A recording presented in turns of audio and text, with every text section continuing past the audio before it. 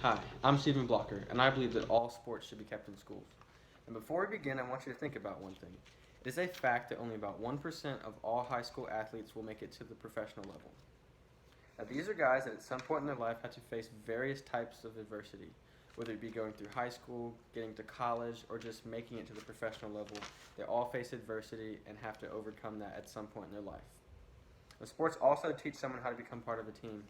When you're on a team, you're not always around people that you like or that you necessarily get along with.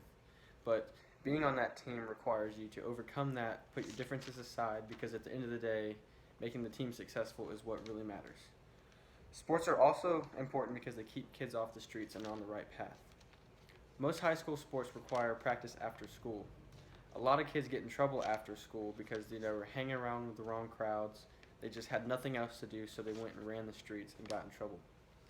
Playing a sport would keep them off of the streets and keep them distracted with sports because they would go to practice and they necessarily wouldn't be able to be in these situations that would get them in trouble.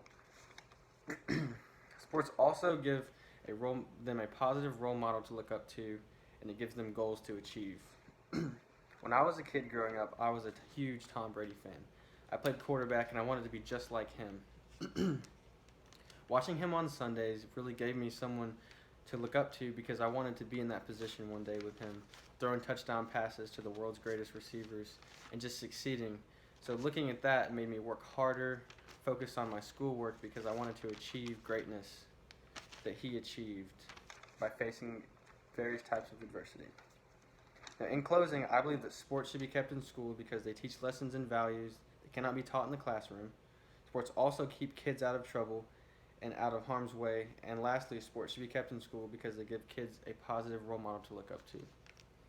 Now, before we go, I want you to think about another thing. Next time you watch a professional sporting event, don't think about the game. Think about the players and what they had to fight through to get through that because it wasn't easy. Thank you.